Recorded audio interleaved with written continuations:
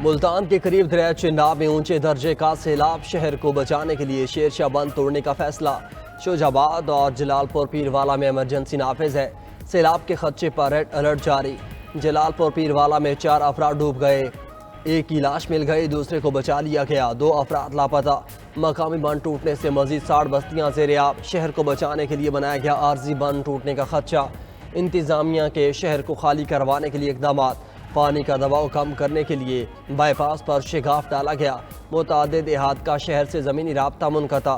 اکبر flood بند پر بھی پانی کی سطح آہستہ آہستہ بڑھنے لگی۔ شیرشاہ روڈ پر دریا چناب کا پل ٹریفک کی آمد و رفت کے لیے بند کر دیا گیا۔ ہیڈ محمد والا روڈ پل پہلے سے بند ہے۔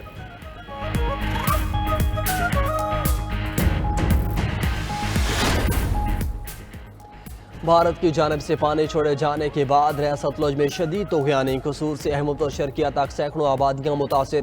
قصور میں دریا ستلج کا پانی تباہی کی داستانیں چھوڑ گیا، 155 دیہات کا زمینی رابطہ منقطع۔ چشتیہ میں پانی کے بہاؤ میں اضافے سے بستی لودرام، بستی سیال، امام شاہ دولہ اور آکوکا میں مکانات اور فصلیں بہہ گئیں۔ ہزاروں متاثرین کھلے آسمان تلے زندگی گزارنے پر مجبور۔ بہاڑی میں سیلابی ریلا بستی چوہن میں داخل، مکین محصور ہو گئے۔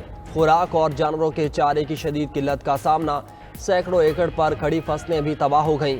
احمد اور شرقیہ میں دریا ستلج کے طوفانی ریلے کئی بستیاں اجاڑ گئے، مکانات اور فصلیں سیلاب کی نظر، مکین حکومتی امداد کے منتظر۔ پنجاب کے بعد سیلابی ریلوں نے سندھ کا رخ کر لیا، دریا سندھ گڈو بیراج کے مقام پر پانی کی سطح میں اضافہ، 4,43,000 کیوسک ریکارڈ۔ گڈو بیراج سے آج بڑا سیلابی ریلا گزرنے کا امکان، 24 گھنٹے میں پانی کی سطح مزید بلند ہونے کا خدشہ۔ سینئر وزیر سندھ شرجیل میمن کہتے ہیں دریاؤں میں پانی کی صورتحال ابھی تک غیر معمولی ہے، سندھ حکومت نے بروقت اقدامات کر رکھے ہیں، تمام متعلقہ ادارے الرٹ ہیں۔ گزشتہ 24 گھنٹے میں مزید 7,000 سے زائد افراد کو محفوظ مقامات پر منتقل کیا جا چکا۔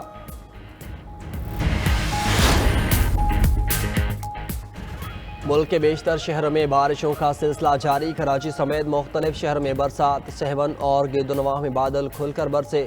کھیر کر کے پہاڑی علاقوں میں موسلادھار بارش سے ندی نالوں میں طغیانی۔ کراچی کے مختلف علاقوں میں کہیں ہلکی اور کہیں تیز بارش، حیدرآباد میں بھی بادل خوب برسے۔ آج ممکنہ شدید بارش کے پیش نظر سکول بند رکھنے کا نوٹیفیکیشن جاری۔ میرپور خاص، سانگڑ، ٹھٹھہ اور دیگر شہروں میں بھی بادل کھل کر برسے۔ بلوچستان کے شہر سبی میں بھی برکھا رت برسی، متعدد فیڈرز ٹپ کر گئے۔ گزشتہ روز فیصل آباد میں شدید بارش نے 30 سالہ ریکارڈ توڑ دیا، 24 گھنٹے میں مجموعی طور پر 320 ملی میٹر بارش ریکارڈ۔ امریکہ کی پاکستان میں معدنیات کے شعبے میں سرمایہ کاری، امریکہ اور پاکستان میں معدنیات سے متعلق مفاہمتی یادداشت پر دستخط۔ وزیر اعظم ہاؤس میں یو ایس اسٹریٹجک میٹلز اور FWO میں دستخط ہوئے۔ امریکی وفد نے اہم معدنیات کی ترقی اور لاجسٹکس پر 2 مفاہمتی یادداشتوں پر دستخط کیے۔ وزیر اعظم شہباز شریف سے اعلیٰ سطح امریکی وفد کی ملاقات، نائب وزیر اعظم اسحاق ڈار، فیلڈ مارشل سعید عاصم منیر اور وفاقی وزراء بھی موجود تھے۔ امریکی وفد کا پاکستان میں کان کنی اور انفراسٹرکچر کے منصوبوں میں دلچسپی کا اظہار، امریکی وفد کو سونا، تانبا، دیگر نایاب زمینی دھاتوں پر بریفنگ دی گئی۔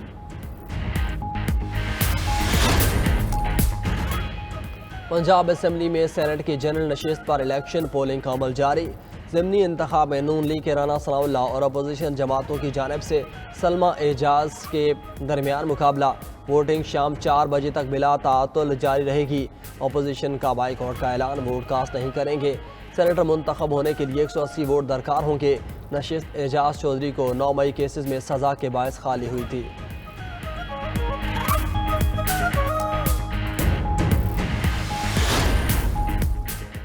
مودی حکومت کی خارجہ پالیسی میں دوغلا پن، امریکہ سے تعلقات میں دراڑ کا سبب۔ چائنا ڈیلی کی رپورٹ کے مطابق مودی حکومت کی خارجہ پالیسی میں خود غرضی اور غیر مستقل مزاجی نمایاں ہے۔ بھارت اور امریکہ کے تعلقات اب نشیب و فراز کا شکار ہو چکے ہیں۔ قلیل مدت کے لیے بہتری آ سکتی ہے، لیکن طویل باہمی اعتماد متزلزل ہو چکا۔ دونوں ممالک کا دو طرفہ تعاون محض سطحی حد تک محدود رہنے کا امکان ہے۔ بھارت کی روس سے وابستگی بھی تعلقات کی مضبوطی میں رکاوٹ ہے۔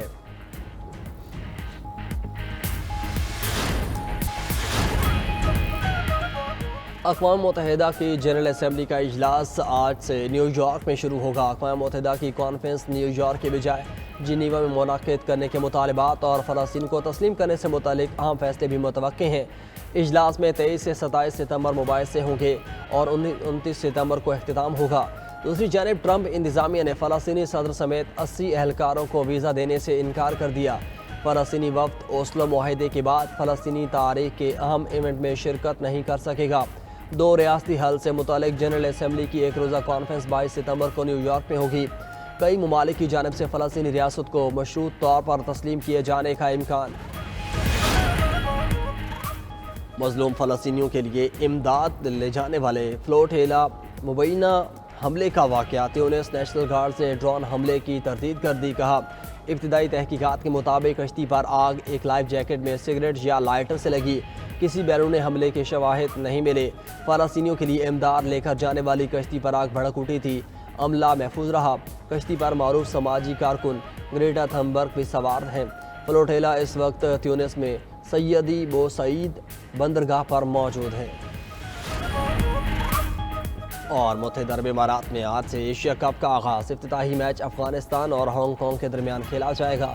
پاکستان اپنا پہلا میچ 12 ستمبر کو عمان کے خلاف کھیلے گا۔ دبئی میں پریس کانفرنس کرتے ہوئے ہیڈ کوچ مائک ہیسن نے کہا کہ ایشیا کپ میں ہر میچ پر توجہ دینے کی ضرورت ہے۔ کوشش ہوگی سپر 4 میں کوالیفائی کریں۔ ادھر پاکستان اور بھارتی ٹیمز کی دبئی میں ایک ہی گراؤنڈ میں پریکٹس، کھلاڑیوں کا ایک دوسرے سے ملاقات سے گریز۔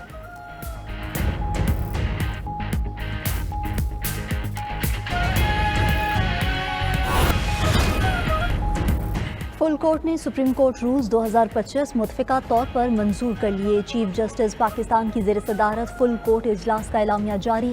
اعلامیے کے مطابق فل کورٹ نے تفصیلی غور و خوض کے بعد رولز پر اتفاق کے رائے کیا۔ سپریم کورٹ رولز 2025 کو لیونگ ڈاکیومنٹ قرار دیا گیا۔ چیف جسٹس نے رولز کی تیاری پر کمیٹی کو خراج تحسین پیش کیا۔ سپریم کورٹ رولز جدید تقاضوں کے مطابق بنائے گئے ہیں۔ رولز میں ترمیم عدلیہ کے ادارہ جاتی فریم ورک کو مضبوط کرے گی۔ رولز میں ترمیم سے عدالتی فیسوں اور سیکیورٹیز میں آسانی ہوگی۔ فل کورٹ اجلاس میں سپریم کورٹ کے 4 ججز شریک نہ ہوئے۔ ذرائع کے مطابق فل کورٹ اجلاس میں 4 ججز کی طرف سے لکھے گئے خط پر کوئی بات چیت نہ ہوئی۔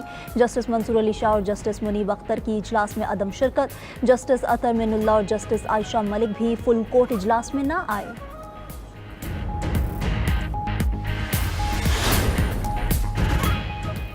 سپریم کورٹ کے 4 ججز کا چیف جسٹس پاکستان جسٹس یحییٰ افریدی کو خط سپریم کورٹ رول سرکولیشن کے ذریعے منظور کرنے پر تحفظات کا اظہار کیا۔ لکھا کہ رولز منظوری کے لیے کبھی فل کورٹ کے سامنے نہیں رکھے گئے۔ بنیادی اعتراض دور ہونے تک اس میٹنگ میں شرکت کا فائدہ نہیں۔ سپریم کورٹ رولز آئین کے تحت بنائے جاتے ہیں۔ رولز معمول کی کارروائی نہیں کہ سرکولیشن کے ذریعے منظور کیے جائیں۔ خط جسٹس منصور علی شاہ اور جسٹس منیب اختر نے لکھا۔ جسٹس اطہر من اللہ اور جسٹس عائشہ ملک بھی خط لکھنے والوں میں شامل۔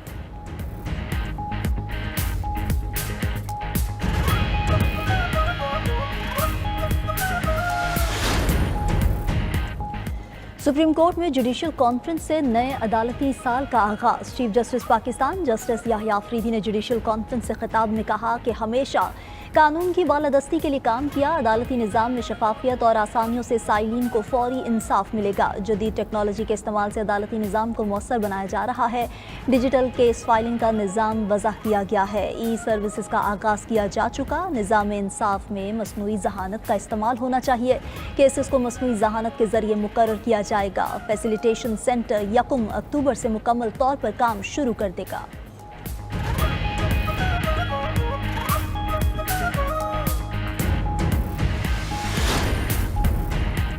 فرانس میں سیاسی بحران شدت اختیار کر گیا۔ فرانسیسی وزیر اعظم فرانسوا بائرو کو اراکین پارلیمنٹ نے معزول کر دیا۔ فرانس 2 سال سے بھی کم عرصے میں چوتھے وزیر اعظم سے محروم ہو گیا۔ فرانسیسی وزیر اعظم فرانسوا بائرو اعتماد کا ووٹ حاصل کرنے میں ناکام ہو گئے۔ فرانسوا بائرو کی مخالفت میں 364 اور حق میں 194 ووٹ کاسٹ ہوئے۔ فرانسیسی صدر ملک کے نئے وزیر اعظم کا انتخاب کریں گے۔ بائرو نے بجٹ میں 44 ارب یورو بچت کی تجویز دی تھی۔